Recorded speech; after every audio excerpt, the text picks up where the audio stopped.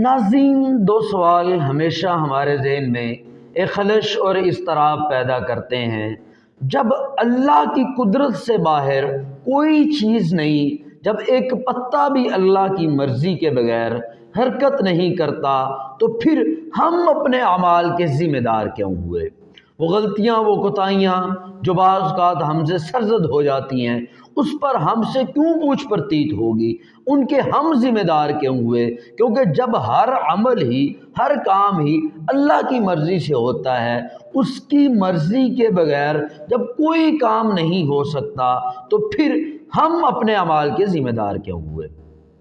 اور دوسرا سوال کہ جب ہر چیز تقدیر میں لکھ دی گئی ہے، جس طرح کہ کوئی بندہ نماز نہیں پڑھتا تو اب اس کے بارے میں پہلے ہی تقدیر میں لکھا جا چکا ہے یہ نماز نہیں پڑھے گا، تو اب اس کو آخرت میں سزا کیسی؟ اور جس کے بارے میں لکھا گیا ہے یہ نماز پڑھے گا، عبادت کرے گا، اس کو جزا کیسی؟ کیونکہ جب پہلے ہی لکھ چکا تھا، ہونا بھی وہی تھا جو لکھا جا چکا، تو پھر یہ بندہ ذمہ دار کیوں ہوا؟ ناظرین، ایک مثال کے ذریعے اس مسئلے کو سمجھیے۔ ایک آدمی کو کوئی 10-12 آدمی پکڑ کے لے جاتے ہیں اور اس کے سامنے کھانا رکھ دیتے ہیں، ہر طرح کا کھانا رکھ دیتے ہیں، اور اس کو یہ اجازت دے دیتے ہیں وہ چاہے کھائے چاہے نہ کھائے۔ اب ان بندوں کے پاس یہ طاقت ہے، یہ پاور ہے، ان کو یہ قدرت حاصل ہے کہ وہ اس بندے کو چاہیں کھانے سے روک دیں، اور یہ بھی ان کو قدرت حاصل ہے اس کو کھانے پر مجبور کر دیں، بھائی تو کھا ہی کھا۔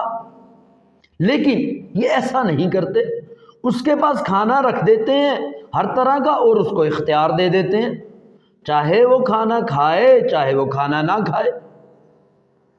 اب اگر وہ کھانا نہیں کھاتا تو اس میں ان 10 بندوں کا قصور نہیں۔ کیوں؟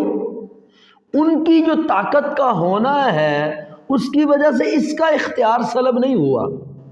اس کو جو اختیار انہوں نے دیا کہ بھائی کھاؤ یا نہ کھاؤ، تو یہ جو اختیار تھا اب چاہتا تو اس کو استعمال کر کے کھا لیتا، اور اگر یہ استعمال نہیں کرتا بھوکا رہتا ہے، تو اس میں وہ 10 بندے قصوروار نہیں ہوئے۔ ان کی طاقت تو تھی لیکن ان کی طاقت ہونے کی وجہ سے اس کا اختیار سلب نہیں ہوا۔ تو بالکل اسی طرح اللہ کے پاس طاقت تو ہے، اگر چاہے تو ہمیں برائی سے روک دے، چاہے تو ہمیں مجبور کر دے کہ ہم صرف اچھے اعمال کریں، لیکن وہ ایسا نہیں کرتا۔ کیوں؟ کہ دنیا اس نے دارالامتحان بنائی ہے، یہاں پہ امتحان ہے۔ جس طرح ایک ٹیچر کسی بچے کا امتحان لے رہا ہوتا ہے، اس کو 4 آپشن دے دیتا ہے، 3 غلط دے دیتا ہے اور 1 صحیح دے دیتا ہے، اور ٹیچر خود پیپر لیتا ہے پاس کھڑے ہو کے۔ اب ٹیچر کے پاس اختیار ہے کہ اس کو بتا دے بھائی یہ صحیح آپشن ہے، یا اس کو مجبور کر دے کہ وہ صحیح پر ٹک لگا دے، لیکن وہ ایسا نہیں کرتا۔ وہ بچے کو اختیار دے دیتا ہے کہ چاہے کہ وہ صحیح پہ ٹک لگائے چاہے وہ غلط پہ لگائے۔ اسی طرح اللہ تعالیٰ نے اس دنیا میں اچھائی بھی رکھ دی، برائی بھی رکھ دی، جس طرح کہ قرآن پاک میں ہے فَأَلْهَمَهَا فُجُورَهَا وَتَقْوَاهَا، کہ ہم نے انسان کے اندر اچھائی کا مادہ بھی رکھ دیا، برائی کا بھی رکھ دیا، شیطان کو بھی پیدا کر دیا، اور ہدایت کا رستہ بھی رکھ دیا، گمراہی بھی رکھ دی، ہدایت بھی رکھ دی۔ اب دونوں آپشن ہیں، چاہے انسان اچھے آپشن کو اڈاپٹ کرے، اچھے آپشن کو اپنائے، چاہے برے کو اپنائے۔ اللہ کی جو طاقت ہے، اللہ کی جو قدرت ہے، اس کی وجہ سے انسان کا اختیار سلب نہیں ہوا۔ اللہ نے انسان کو اختیار دے دیا، یہ چاہے ہاتھ اٹھائے یہ نیچے رکھے، اس کو اختیار ہے اچھائی کرے برائی کرے۔ جس طرح ٹیچر کے پاس تو اختیار ہے چاہے اس کو روک دے چاہے نہ روکے، لیکن وہ نہیں روکتا، وہ سارے آپشن دے دیتا ہے، غلط کا بھی اور صحیح کا بھی، کیونکہ امتحان لے رہا ہے۔ اب اگر اسٹوڈنٹ غلط آپشن پر نشان لگا دیتا ہے، اس کو ٹک کر دیتا ہے، اس میں ٹیچر قصوروار نہیں ہوگا۔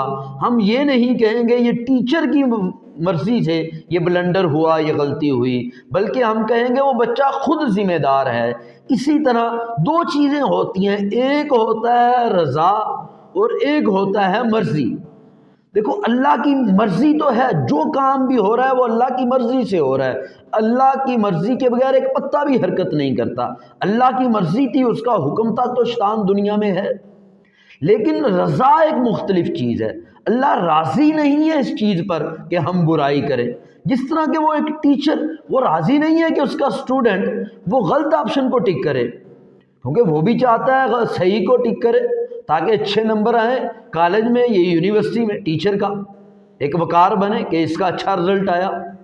لیکن اس کے باوجود اس نے اختیار دے دیا، وہ جو ٹیچر کے پاس اختیار ہے، جو ٹیچر کو قدرت حاصل ہے، اس قدرت کی وجہ سے اسٹوڈنٹ کا جس طرح اختیار سلب نہیں ہوتا، اسی طرح اللہ کی طاقت اور قدرت کی وجہ سے کسی انسان کا اختیار سلب نہیں ہوتا۔ یہی وجہ ہے ہر انسان اپنے کام کا ذمہ دار ہے۔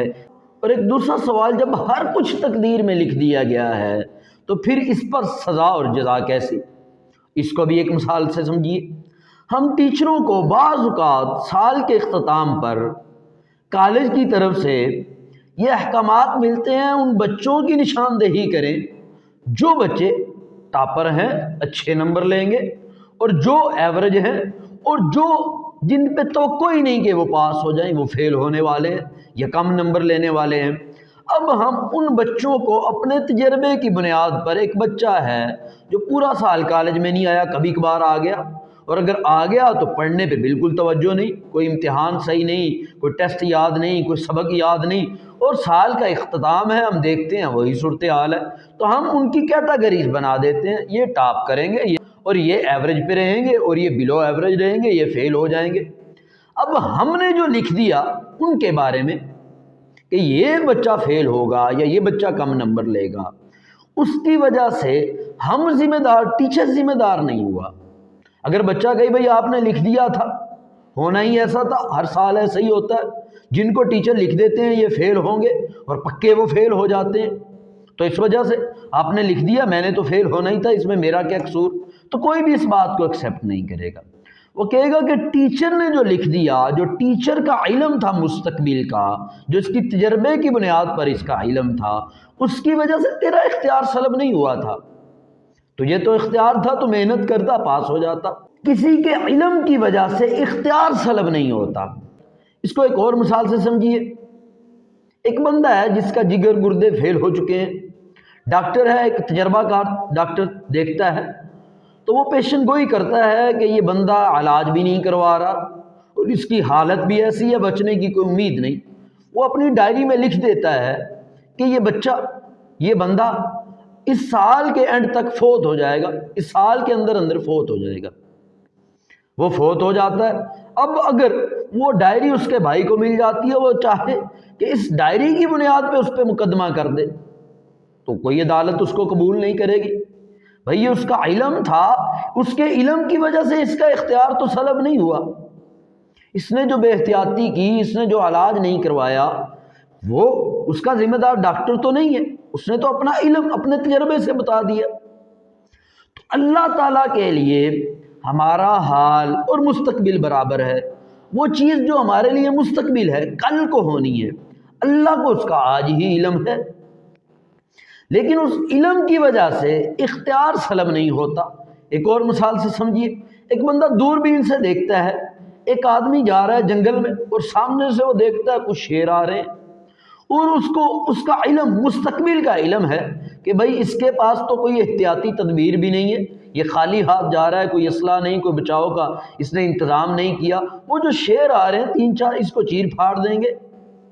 اب اس کا جو مستقبل کا علم اس کو دوربین کی وجہ سے حاصل ہوا، اس علم کی وجہ سے وہ بندہ قصوروار نہیں ہوا جس کو یہ علم حاصل تھا، بلکہ وہ بندہ قصوروار ہوا جس نے احتیاطی تدابیر نہیں کی، کہ وہ جنگل میں جا رہا ہے، احتیاطی تدابیر نہیں کر رہا۔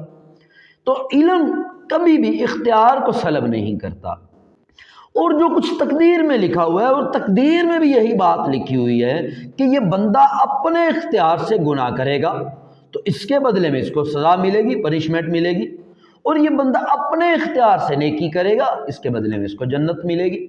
ہمارا المیہ یہ ہے کہ اگر کوئی شخص بیمار ہو جاتا ہے، آپ اس کو کہتے ہیں بھائی اگر تقدیر میں لکھا ہوا ہے، اگر تقدیر میں تیری زندگی ہوئی تو تجھے زندگی ملے گی، اگر تقدیر میں تیری صحت لکھی ہوئی تجھے صحت مل جائے گی، تو علاج کیوں کرواتا ہے؟ وہ کبھی بھی آپ کی بات کو قبول نہیں کرے گا، وہ کہے گا مجھے تو نہیں پتا تقدیر میں کیا لکھا ہوا ہے، میرے ذمہ جو اسلام نے لگایا وہ تو اسباب کو اختیار کرنا لگایا، تو میں تو اسباب کو اختیار کروں گا۔ لیکن جب نماز کی باری آتی ہے یا کوئی اچھے اعمال کی باری آتی ہے تو پھر ذہن میں خلش پیدا ہوتی ہے، ذہن میں اضطراب پیدا ہوتا ہے کہ بھئی تقدیر میں لکھا ہوا ہے تو پھر میں کیوں ذمہ دار، تو پھر ہم تو بے بس ہیں۔